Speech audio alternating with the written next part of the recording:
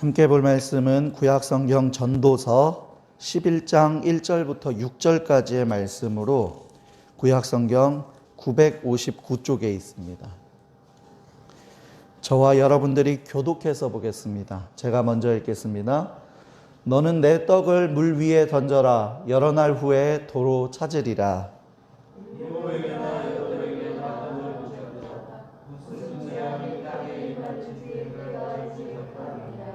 구름에 비가 가득하면 땅에 쏟아지며 나무가 나무로나 북으로나 쓰러지면 그 쓰러진 곳에 그냥 있으리라.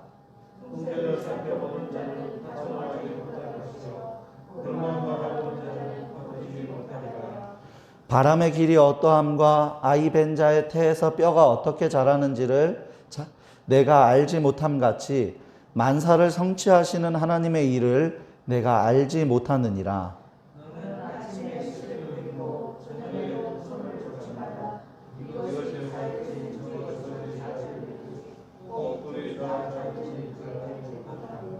아멘. 요즘 우리가 처한 시대는 사회 전반에 걸쳐서 급속한 변화와 발전을 이루고 있습니다. 산업 부분뿐만 아니라 정신적인 면에 있어서도요, 급속도로 변화가 일어나고 있습니다. 그러나 산업 발전으로 인한 물질 문명의 급격한 성장에 비교해 볼 때 정신 문화의 성숙은 사실 거기에 뒤따르지 못한다라는 말들을 많이 합니다. 거기에 따른 결과로 많은 사회 현상이 생기게 되었습니다. 특히 가치관의 변화에 따른 개인주의와 이기주의적 사고의 팽배로 인해서 이 사회는 한층 더 인정이 사라진 삭막한 그러한 곳으로 변하고 있는 상황입니다. 이러한 때에 오늘 본문의 말씀을 통하여서 그리스도인으로서의 베푸는 삶, 나누는 삶에 대해서 살펴보고 성경적인 나눔의 자세와 태도, 그리고 나눔의 마음에 대해서 함께 나누어 보도록 하겠습니다. 사실 원래의 설날 명절 연휴의 분위기라면 원래 온 가족들과 만나고 또 친척분들과 만나고 인사하고 많은 사람들을 만나면서 좋은 시간을 가지고 주변의 사람들과도 지금보다 더 많이 나누고 풍성한 명절이 되었을 것인데 코로나라는 새로운 환경이 많은 것을 제한하고 있는 것 같습니다. 안 그래도 점점 삭막해지고 있는데 코로나까지 겹쳐서 풍성한 나눔이라는 말이 사실은 더 멀게만 느껴지는 것 같습니다. 그러나 명절을 맞이하면서 우리가 예전처럼 많은 것을 나누지는 못하지만 하나님을 닮은 믿음의 사람이 나눔에 대해서 다시 한번 생각해보고 또 명절을 지내면서 나눔의 마음이 더 커져서 건강한 나눔의 생각과 나눔의 실천을 할 수 있는 우리 모든 예배자들이 될 수 있기를 주의 이름으로 축복합니다. 우리가 어떤 것을 나누어야 될까요? 먼저 내가 가지고 있는 것 중에서 좋은 것을 나누고 베풀어야 됩니다. 1절 말씀 보겠습니다. 너는 내 떡을 물 위에 던져라. 여러 날 후에 도로 찾으리라. 아멘. 물 위에 떡을 던지라는 거예요. 그래서 여러 날 후에 도로 찾는다는 것은 복을 받게 될 것이라는 말로 해석이 됩니다. 선한 일을 하다 보면 그 일이 도로 찾는다는 게 뭐예요? 나에게 도로 돌아온다는 것입니다. 그런데 말씀의 시작이 어떻게 됩니까? 너는 무엇을 던지라고 했어요? 내 떡을 물 위에 던지라는 거예요. 내가 가지고 있는 것을 던지라는 거예요. 내가 없는 것, 나에게 없는 것을 가져다가 끌어와다가 던지는 게 아니라 내가 가지고 있는 것을 물 위에 던지라는 거예요. 그렇게 보면 나눔이라는 것은 어떻게 보면 그렇게 어려운 게 아닌 것 같기도 합니다. 왜냐하면 다른 사람의 것이나 다른 곳에서 구해 와가지고 나눈다면은 스트레스가 될 거예요. 나에게 없는 걸 내가 어떻게 만들어서 어떻게 나누지? 이게 스트레스가 될 거예요. 그런데 내가 가지고 있는 것을 나눈다는 것은 내가 가지고 있는 것 중에서 무엇을 나눌 수 있는지 고민을 하다 보면은 그 안에서 찾고 그 안에서 나누면 되기 때문에 그렇게 어려운 일이 아닐 수도 있다는 것입니다. 그런데 어때요? 다른 곳에서 내가 가져와다가 사다가 나눌 때 그때는요 그게 부담이 되고 어렵고 뭘 어떻게 해야지 고민이 되는 거예요. 그때. 근데 내가 가지고 있는 것을 나누는 것은 나누고자 하는 마음의 문제이지 마음을 먹는다면 할 수 있다는 것입니다. 그런데 중요한 것은 내가 가지고 있는 것을 나누는데 어떤 것을 나누냐는 거예요.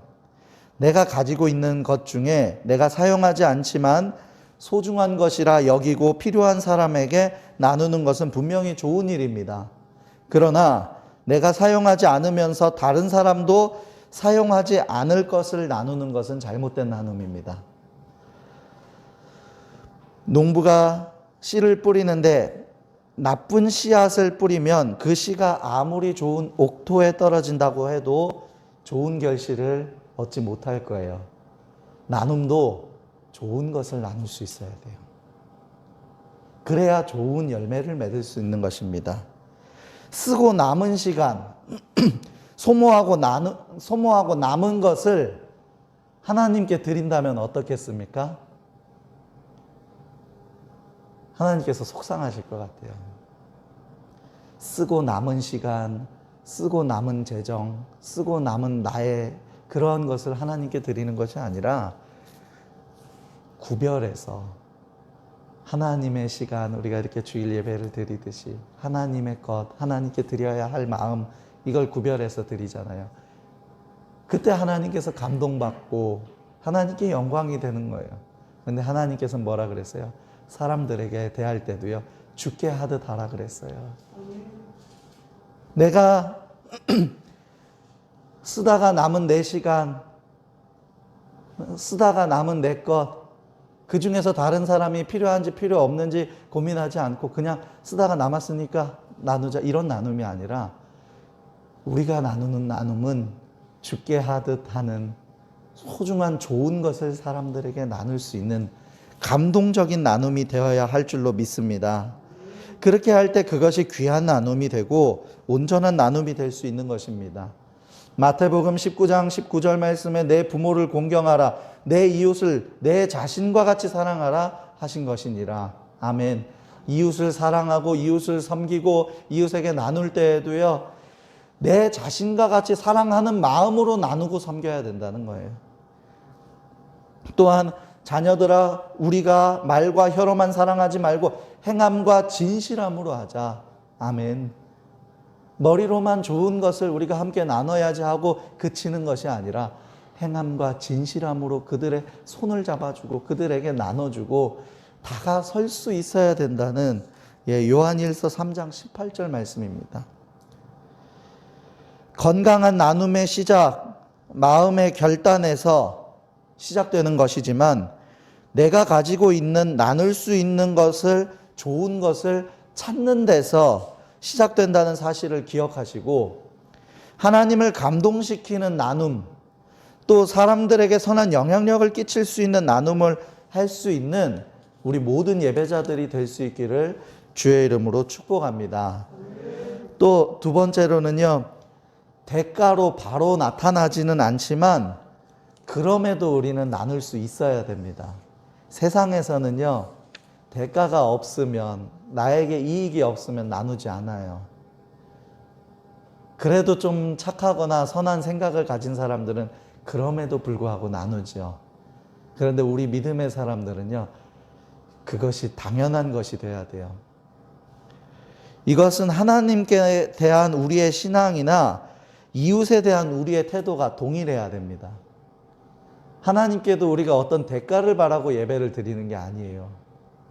하나님, 나의 구주가 되시고 나를 자녀 삼아 주셔서 나를 생명의 길로 인도하시니 감사합니다 해서 우리가 예배를, 그 마음으로 예배를 드리는 거지, 하나님 제가 예배 드리고 하나님께 드렸으니까 저에게 어떤 대가를 허락해 주세요, 이게 아니에요. 근데 많은 믿음의 사람들이 가끔은요, 하나님과 거래하는 식의 예배, 거래하는 식의 믿음 생활을 한다는 거예요. 그러나 하나님과 우리 사이는 거래의 관계가 아닙니다. 우리가 그분의 종이라고 말해도 주인과 종 사이의 거래 관계가 아니고요. 부모와 자녀 사이라고 해도요, 부모와 자녀도 거래 관계가 아니에요. 그러므로 여러분, 우리가 하나님께 드리는 감사와 찬양, 경배, 예배 등이 어떠한 대가를 목적으로 이루어져서는 안 되는 것입니다. 마찬가지로 이웃에 대한 구제와 나눔도 대가를 바라지 않고 이루어져야 합니다.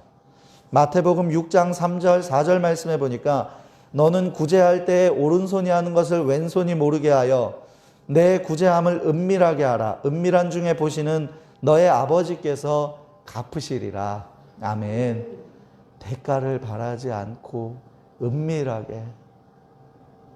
세상의 법칙하고 좀 다릅니다. 세상에서는요, 오른손이 한 걸 왼손이 알게 해야 되고요, 왼손이 한 걸 오른손이 알게 해야 돼요. 자꾸 좋은 일 한 거를 계속 알리게 해야 돼요.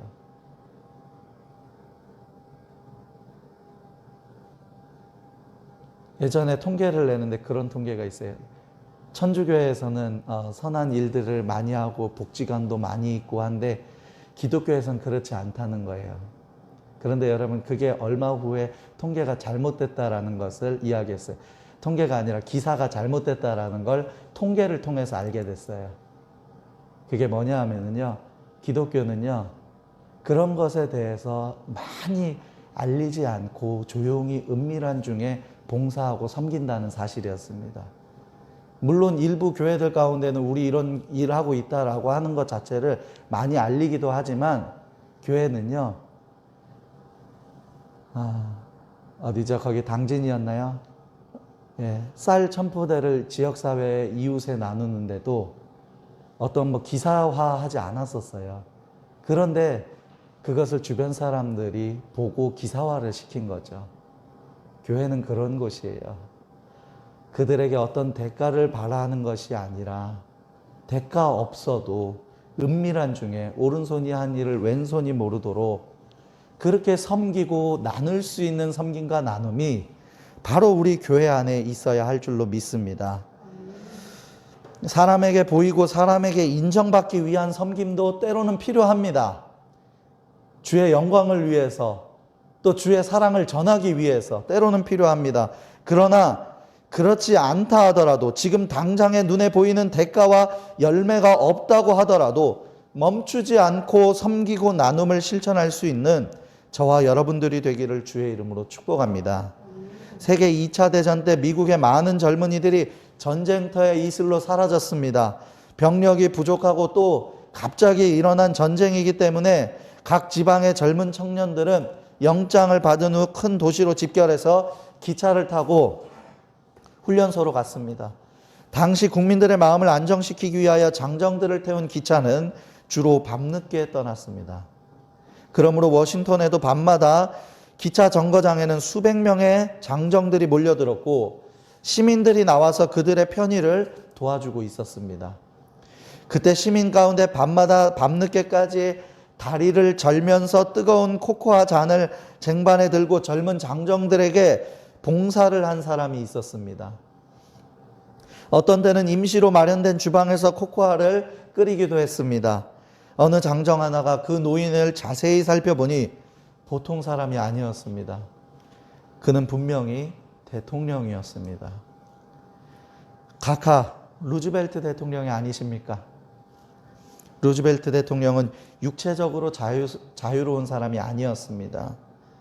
육체의 불편을 무릅쓰고 밤마다 기차 정거장에 나와 기차로 떠나는 청년들에게 뜨거운 코코아를 들고 다니며 봉사하고 섬겼습니다. 대통령이 친히 기차 정거장에 나와서 은밀하게 어떤 대가를 바라고 하는 것이 아니라 그렇게 따라주는 코코아를 마신 청년들의 사기는 대단했습니다. 대통령의 신분이었지만 루즈벨트 대통령의 은밀한 섬김과 나눔은 많은 사람들에게 감동이 되었고 용기가 된 것입니다. 사람들은 선행을 하더라도 눈에 띄는 선행, 바로 칭찬받을 만한 선행, 다른 사람들이 나를 알아주는 선행을 더 선호합니다. 그러나 우리 믿음의 사람은 꼭 그렇지 않더라도 하나님이 갚아주시고 기억해 주신다는 사실을 잊지 않고 대가를 바라는 섬김이 아닌 은밀히 흘러보내는 귀한 섬김을 할 수 있게 되기를 주의 이름으로 축복합니다. 세 번째로는요, 섬김과 나눔은 항상 할 수 있어야 됩니다. 4절부터 6절까지 읽겠습니다. 풍세를 살펴보는 자는 파종하지 못할 것이요 구름만 바라보는 자는 거두지 못하리라. 바람의 길이 어떠함과 아이벤 자의 태에서 뼈가 어떻게 자라는지를 내가 알지 못함 같이 만사를 성취하시는 하나님의 일을 내가 알지 못하느니라. 너는 아침에 씨를 뿌리고 저녁에도 손을 놓지 말라. 이것이 잘 될는지 저것이 잘 될는지 혹 둘이 잘 될는지 알지 못함이니라.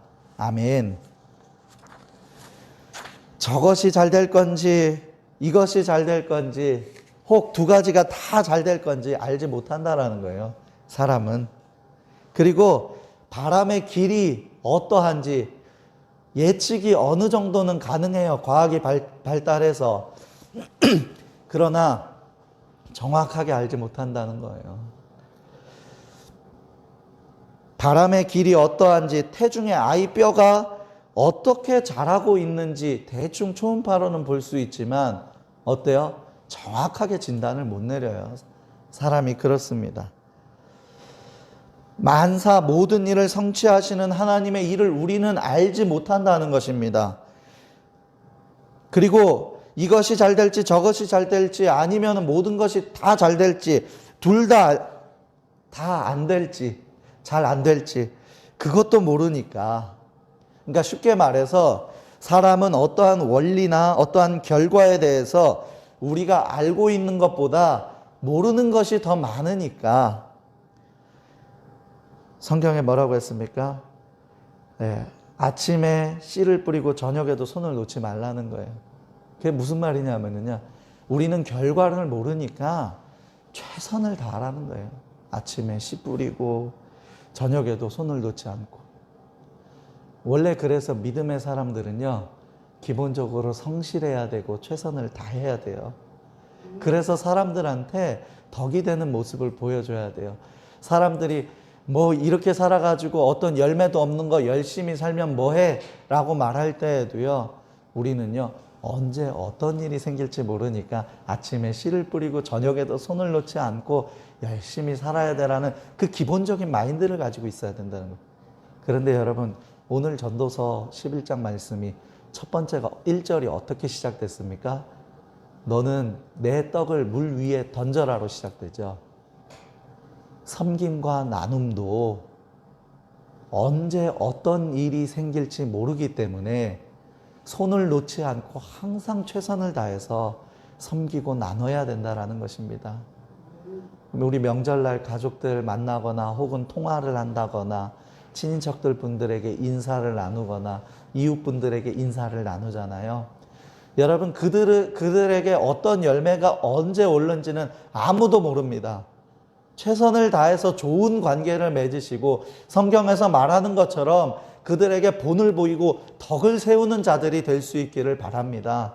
항상 최선을 다해서 사랑하고 항상 최선을 다해서 나누고 항상 최선을 다해서 섬길 수 있는 사랑 그리고 동행교회의 모든 예배자들이 될 수 있기를 주의 이름으로 축복합니다.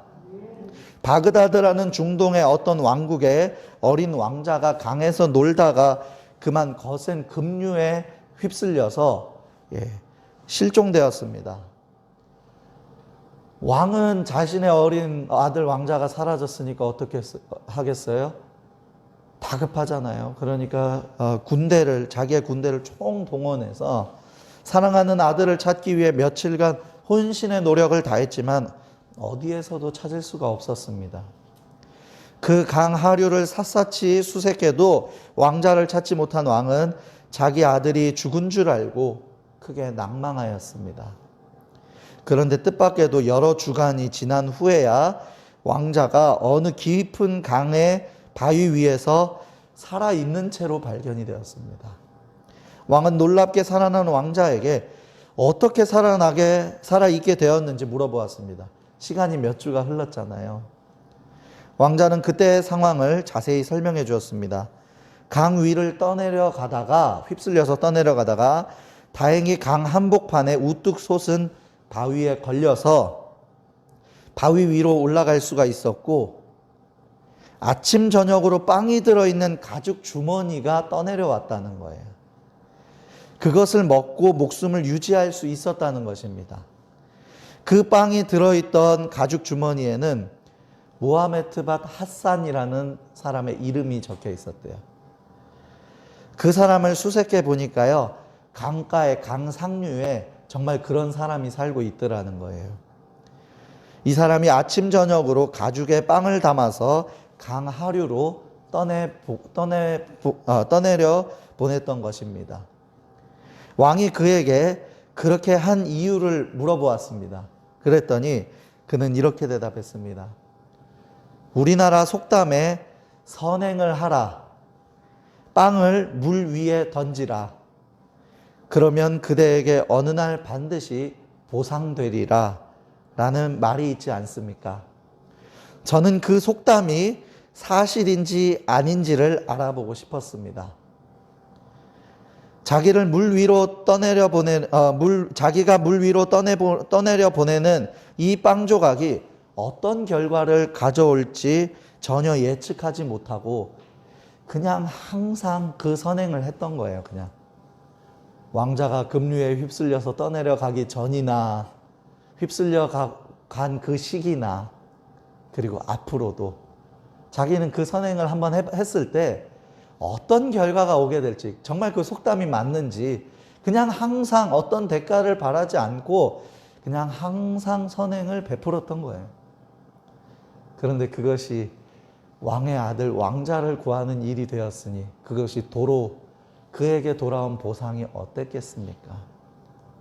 물론 그런 보상이 있으니까 우리도 항상 선행을 합시다라는 이야기는 아닙니다. 그러나 여러분, 우리는 때를 알지 못하기 때문에 그냥 주어진 자리에서 주님을 닮은 선행과 주님을 닮은 행동으로 사람들을 사랑할 뿐입니다.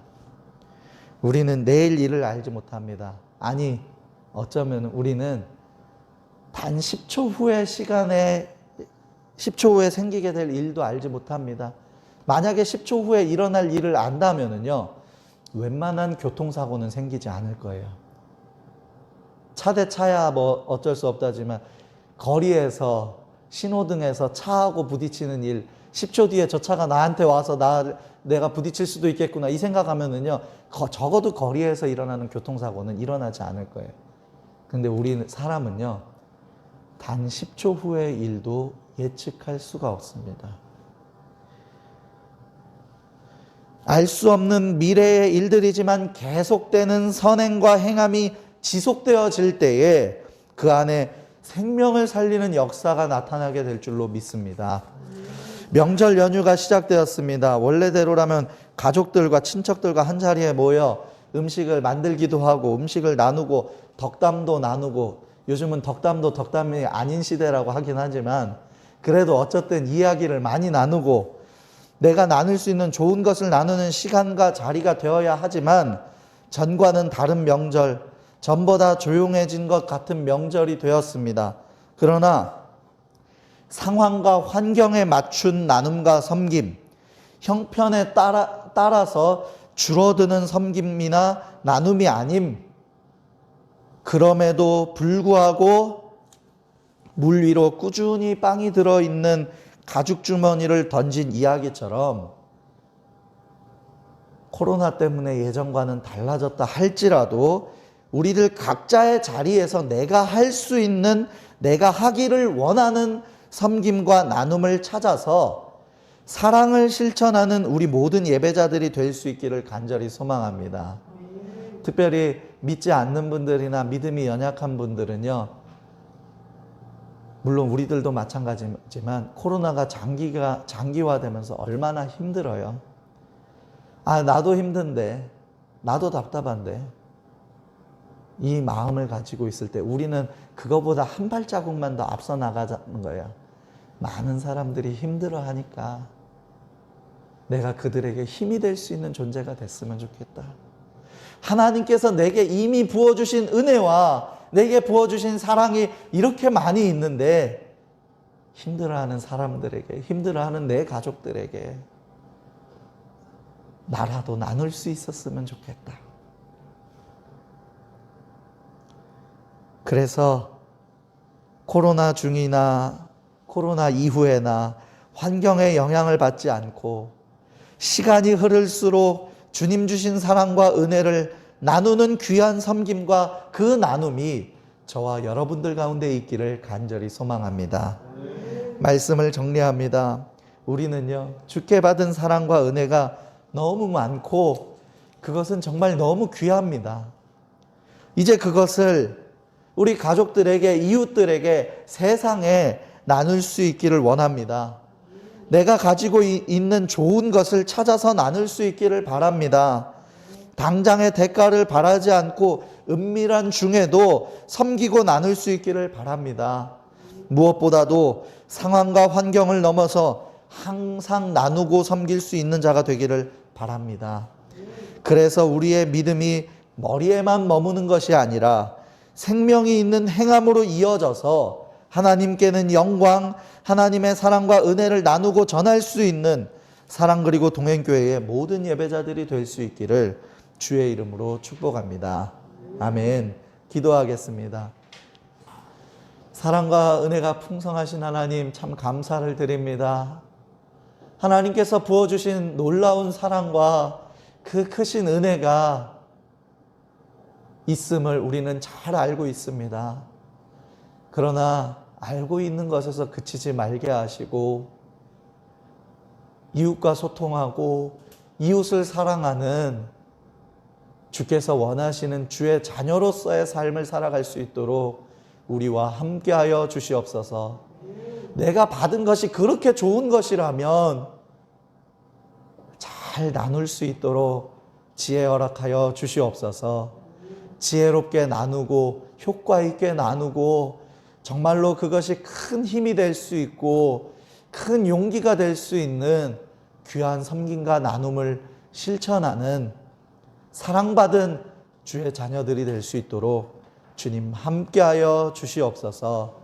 이번 명절 누구를 만나든 만나지 못하든 그것이 중요한 것이 아니라 내 마음속에 다른 이들을 품고 섬길 수 있는 그 귀한 나눔의 씨앗이 우리 안에 자리 잡고 열매 맺어갈 수 있는 귀한 시간 될 수 있도록 주여 함께하여 주시옵소서. 항상 함께 하실 주님을 높이 찬양드리며 감사드리며 예수님의 이름으로 기도드립니다.